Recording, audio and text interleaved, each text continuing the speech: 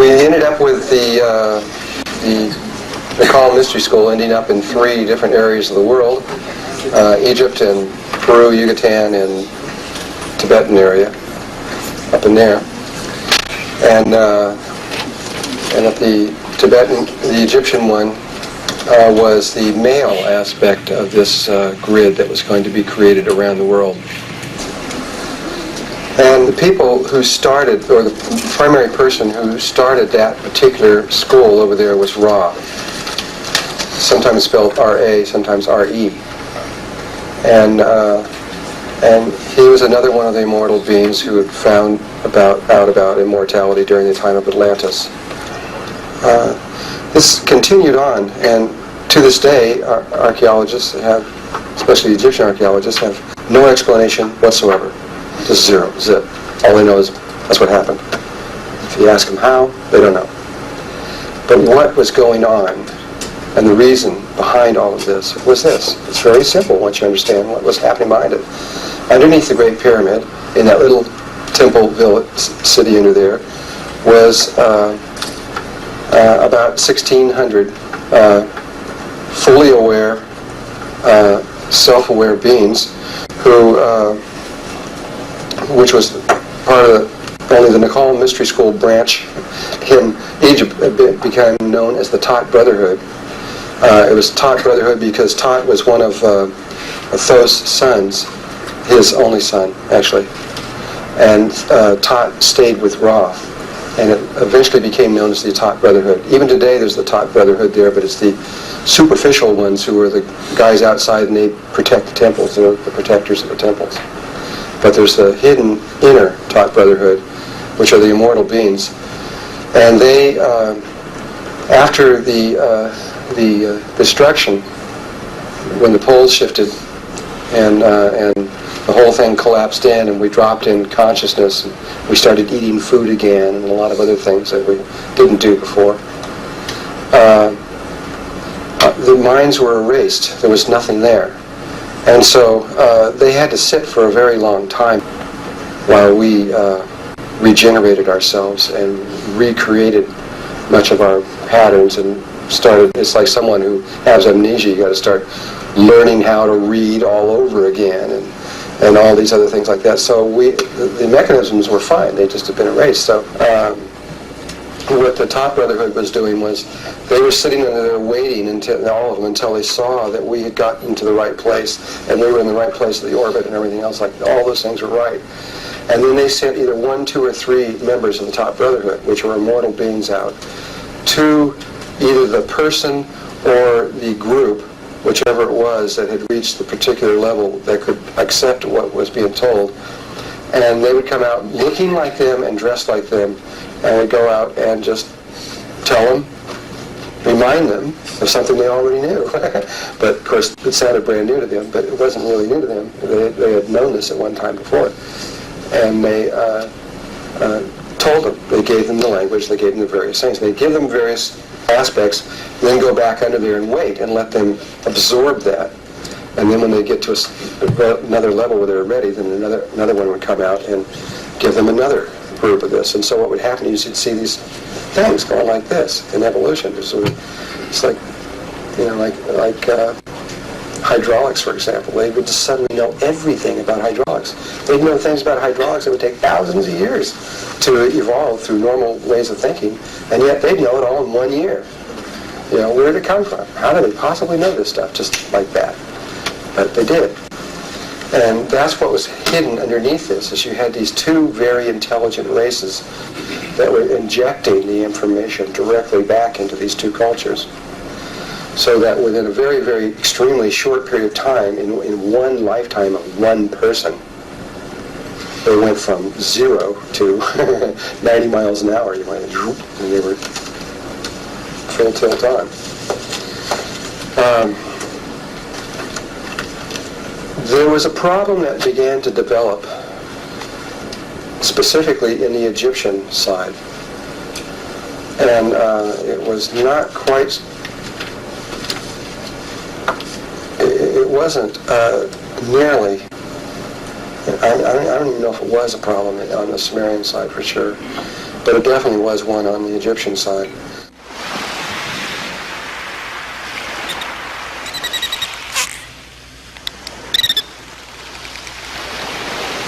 The Egyptian culture began as two countries. It began as a polarized state, where you had Upper and Lower Egypt. Now, in their memories, they still had the memory of what it was like before the poles shifted, which everything was reversed around. The sun rose in the west and set in the east, and polarities were different and everything. And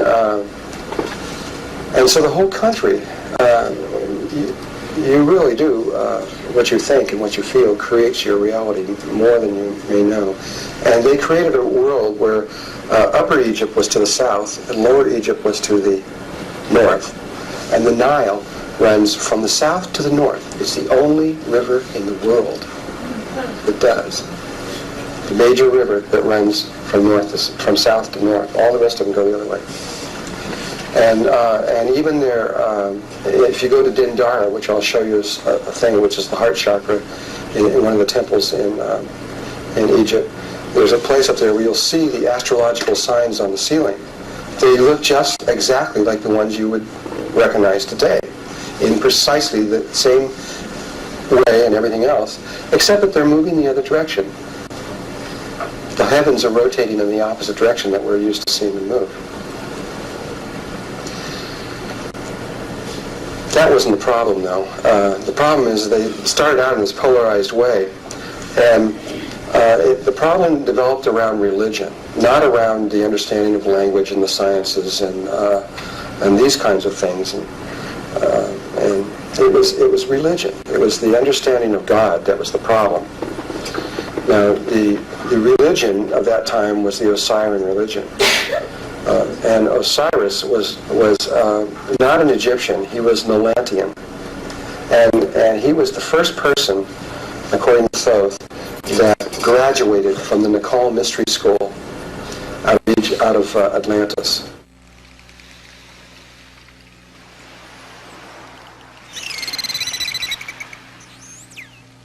The people that were in Lemuria were teaching how to be an immortal being, and here they are, eon after eon, sitting there teaching it, and they couldn't get anybody to do it. I don't know why, they just couldn't get them to do it. And they finally got one person, and that one person's name was Osiris. And the second person and the third person was Isis and Horus. It was really kind of simultaneous. But Osiris was the one that made the direct attempt. And the story of Isis and Osiris is really the basis of Christianity. It's very, very similar in a lot of ways. Isis and Osiris were brother and sister. They were also married, and they also had another brother and sister, which was Seth and Nephis. So Isis and Nephis were sisters, and Seth and Osiris were brothers, and Seth and Nephis were also married together. And at one point, Seth killed Osiris. Now, you may take that as a negative act. I don't know if we can judge this or not, whether or not Seth was actually the bad guy in all of this. He may have been, it may have been that they something that was more or less agreed upon between the two of them. This is my feelings about this, because just of the understanding of what was going on here. But that's my own feelings. But anyway, he killed Osiris and floated him. In the story has all been transposed over into Egyptian times. So he was put in this wooden casket and floated down the Nile. But of course, it wasn't really the Nile. And then Seth and Nephis went and looked for him for a long time and finally found him and brought him back. And when he did, Seth then took the body and and cut it into 14 pieces and distributed them all over the world so they would never find them again. And so then Isis and Nephis went around searching for these pieces to bring them back, and they found 13 of the 14 pieces. They found everything but the phallus, which was the 14th piece, which has to do with the creative flow.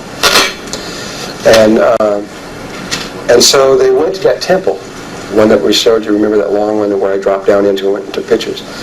They put together 13 of these pieces together and recreated his body. And then it was Thoth, Chikatet, who went in and recreated the phallus, gave him back his life force energy, and he then became an immortal person through this process. And the process was that he began in one state, the first state, and then he was killed and separated, cut up, and then his pieces were put back together and resurrected. He resurrected from there. And it was done also through Immaculate Conception, which is another element in all of this, which I'll talk about in a little bit later.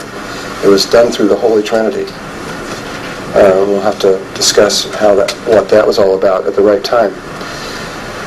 I'll come back to this story a little later at another time when we talk about Immaculate Conception.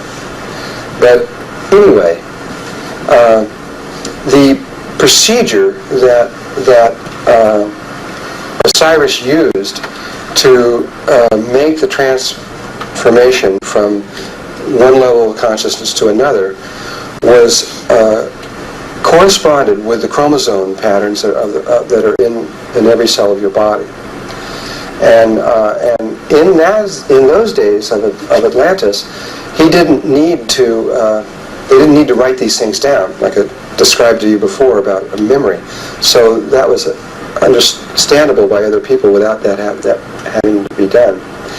But when it got to Egypt, it had to be written down because writing had been introduced, which caused us to grow, as we'll talk about later, another part of a skull up here, and it changed our body height and changed our perception of the reality and a lot of things just by introducing writing.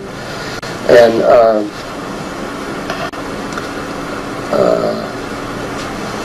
let me see.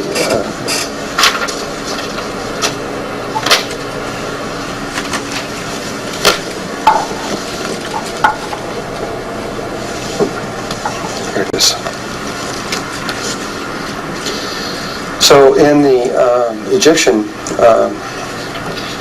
times, they had to put it into book form, and they put it into this book, which was called the 42 Books of Thoth. But there were 2 more books that were set aside. There were 42 plus 2 books, because they started with 42 plus 2 chromosomes, starting from the first level of consciousness, like the aboriginals. And the chromosome levels, or the pathways, were called nephers, and they were represented by people with either human heads or animal heads, and they had various symbols over the top of their heads. This one was Ma'at, which meant truth. And each one, they all had their different meaning, and they represented movements in the Great Void, which we are about to talk about a little later. And so the study of this was important to the Egyptians. However, when they developed as 2 countries of Upper and Lower Egypt, they had 2 kings and 2 ways of looking at things. These 44 different nephers took on one image, 44 different images actually, in Lower Egypt, and 44 different images over here in Upper Egypt. And then, to complicate it more, the people began to think that each one of these nephers with a small g for God, they gave it a big old capital G, and started saying that Isis was God, or Sekhmet was God, or Anubis was God, etc. like this. And each little community started polarizing all the way down the whole thing. This is where your occults all begin to take place in here. And this just kept getting worse and stronger and worse as time went by. And the Ascended Masters and the top brotherhood were sitting there going, we got to do something about this. There's only one God, and they don't realize this. And they knew that the plans that was laid down at that time, if it was not changed, that by the time we got to here, we wouldn't possibly be able to make it through. And it has affected us strongly, even now. And so they decided that they would try to intervene directly again to make another change in this, to guide us toward one God, the understanding that there's only one. And they went to, and Thoth walked, according to him, walked right into the room to greet Imhotep II, which probably just blew his mind. And because I'm sure that even he thought he was just that guy on the wall all the time. He wasn't really a real person. And convinced him that he should do something that no king would normally ever do. And that is that he would not allow his son to be king, but to interject someone else to be king. So he probably convinced him real well. I don't know what he did, but he got it. And so what was decided is that they needed to bring forth certain things, and the first step that they decided to do was that they were going to bring an actual Christ consciousness being in a real fourth dimensional Christ consciousness body and have that person walk on the earth. That person would be called the Pharaoh. And what Pharaoh means is that which we will become. That's what it means. And that is exactly what they were trying to do, was to give you the example of where our consciousness was leading to, that we were going to go through metamorphosis from this state to another one, and we would appear differently. We would still be somewhat human, but very, very different in a lot of many ways, physiologically as well as consciously, in lots of ways. And so they wanted to put it right into the Akashic record, the example, so that it would be there all the way down until this time now. That was real important to do. And then the next step after that was there was another step also agreed upon at that time, which I will explain in just a moment. So the first thing is they wanted to get this person walking out on the surface of the earth. Well, to create a Christ consciousness being, you can't use the chromosomes of an ordinary people. You have to have 46 plus 2 chromosomes. So you have to start with that level. And so who they chose was Taye and I. And these people are very old. They're very old no matter how you want to look at it. They weren't kids. And they were asked to have babies. And so they had this baby. And the baby then was interjected into the lineage and became Imhotep III, or the last king of Egypt.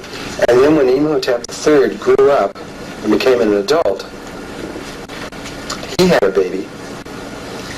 And that baby's name, of course, was Imhotep IV, which we know more as Akhenaten. His name was Akhenaten. And he became the first pharaoh of Egypt and the first pharaoh of the 18th dynasty, which there was a dramatic change between the 17th and 18th dynasty. In the meantime, while Imhotep III was having this little baby of Imhotep IV, Taye and I had names get confusing. Taye and I had another baby, and that baby's name was Nefertiti. And so Nefertiti and Akhenaten were indirectly brother and sister. And again, when we talk about Immaculate Conception, you'll see that there is this thing about brothers and sisters, and that's been going on all over the world for a long time. And I'm not trying to judge it or anything else. I'll just give you the information at the right time. You make up your own decisions about it. But there seems to be something around this. And so they had this other little baby, and eventually Nefertiti and Akhenaten grew up, and they got married, and they became the first pharaoh and queen of the 18th dynasty. Now, Akhenaten did not look anything, hardly at all, like a human being.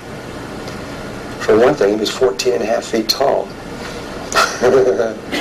Nefertiti was 10'6", I think it was, somewhere around there. And they were, as you're going to see here in just a little bit, they were very unusual people. Before I get into that aspect of things, I want to talk about what's up on the screen here.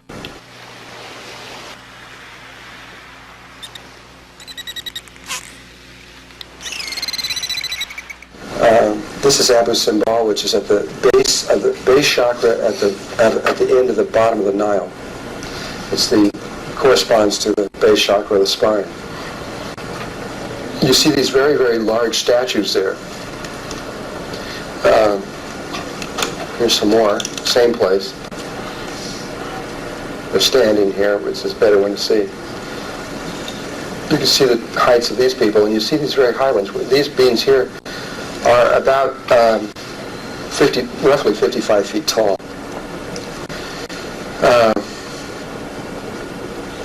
We think that this is it. That our height and our place is kind of the standard of the universe. Kind of, you know. But actually there are many, many different heights of consciousness or bodies out there, from little tiny ones to very big ones. And in human consciousness on Earth, there are actually 5 different heights of beings that have lived and do live on Earth at various times. And they correspond with 5 different consciousness levels that are possible, because when we reach the 5th one, the 55-foot high one, we leave totally this concept of reality. It's a stepping stone to somewhere else. And this is demonstrated in Egypt, in the sense that every king that has ever lived in Egypt all had 5 names, representing these 5 different consciousness levels. And these 5 different heights of beings are, the first one is about 3.5 to 4.5 feet tall. Could even be 5 feet tall. It's a range around in there, usually. And then the next, and that one has 42 plus 2 chromosomes. The next one is the one we're in, and we're about 5 feet to 7 feet tall. We all fall somewhere in there, usually, pretty much. There's exceptions. There's always exceptions. But, you know, pretty much. And we have 44 plus 2 chromosomes. The next one goes up quite a bit. It goes 10 to 16 feet tall. And they have 46 plus 2, and that's where Christ consciousness first enters in.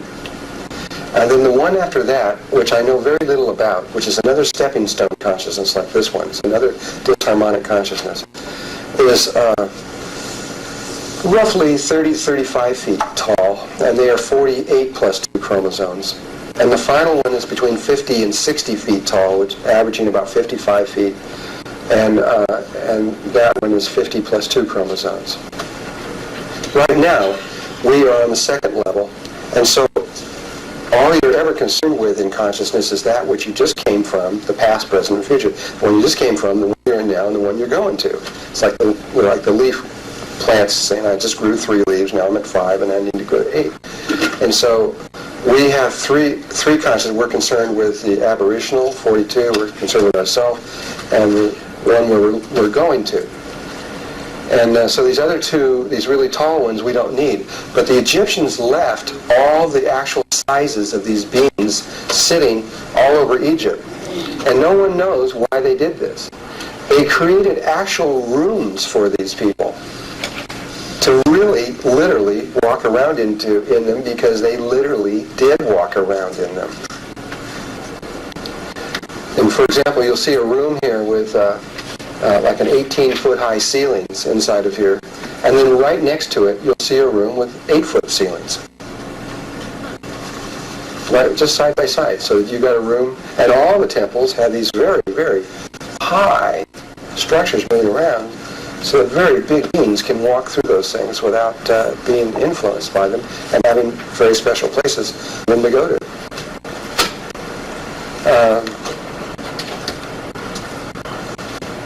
Here you see an ordinary person here and a 55-foot tall one sitting beside each other here.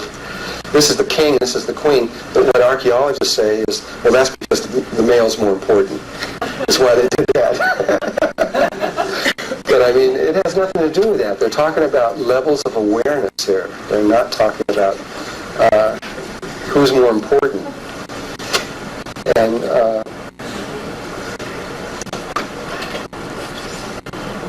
And this, by the way, is this thing on the Eve theory, where they have traced, biologists have traced using the DNA, the overlapping patterns of all the various races in the world, all the way back to a single person in this very specific valley that is talked about in the Sumerian records as where we all started. According to Melchizedek, it was 200,207 years ago, to be specifically, when that took place. And even the timing is extremely accurate. And this is Taye. That's what she looks like. That's a statue that was made of her when she was in Egypt. But she looks young like that all the time. She never ages at all. So she's an ancient person.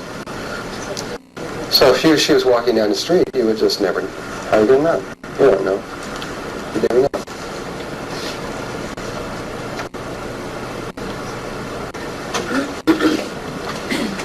And this is Saqqara, which is where the Egyptian archaeologists say that it all began. They say that before Saqqara there was nothing, absolutely nothing. That it all began here. And Saqqara is an incredible place. It's really big, and there's rooms that are 200 feet under the ground and all kinds of things. It's an immense complex. It stretches for miles around, actually. This being the primary center. This was the first pyramid built in Egypt, according to archaeologists. Of course, the Great Pyramid was already sitting there before that ever started. And but I tell you, this is not it, and eventually they will prove this. This is the writing that just came out of nowhere. This is a better one over here. This very perfect, clean, straight to the point, clear writing that first came out at Saqqara, and then very soon got more and more complex and muddled and not as clear, and kept getting worse and worse and worse and worse and worse and worse. By the time the Egyptian thing collapsed, it was degenerated greatly. This little thing here is a rod, which I talk about. It has a rod with a tuning fork on the bottom. It has a 45-degree angle at the top, which you're going to see that they would put back at this chakra, strike the rod, and they had this little thing that they could tune the rod with, and a frail that they could turn and tune the sound going down the spine just exactly, and get exactly the frequency moving through them to tune them perfectly, along with sexual energy that they were using. At the moment of orgasm, they would direct the flow in such a way that they could put themselves directly into a very specific universe. And it was a high degree of understanding that they would use Tantra.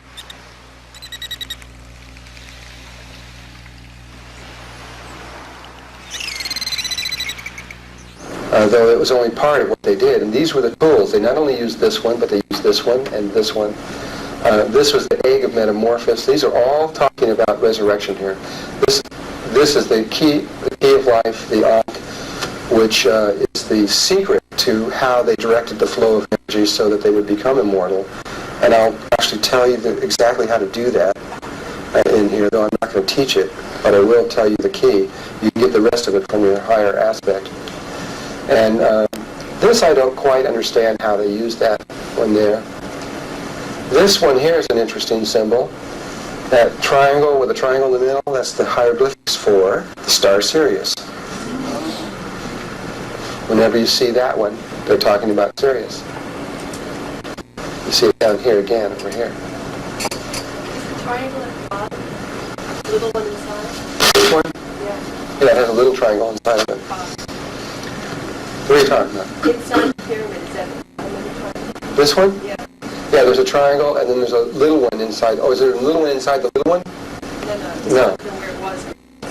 No, it's just this one here. It's representing Sirius A and Sirius B. But not the Sirius that are golden or Fibonacci. This? Well, that's neither golden mean nor Fibonacci. And I can't remember all that. It has to do with the crown of Upper or Lower Egypt. I can't remember. But I don't remember what that is about.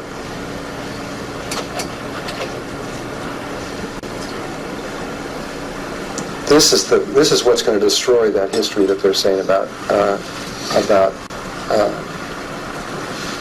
You see, the Egyptians tell you that it all started about 6,000 years ago, a little less than that, in Saqqara. And if you present them with information of something that's older than 6,000 years, they'll just walk away from it. They won't talk to you. Refuse to talk about it or anything. And the reason is because the Quran says that creation began 6,000 years ago.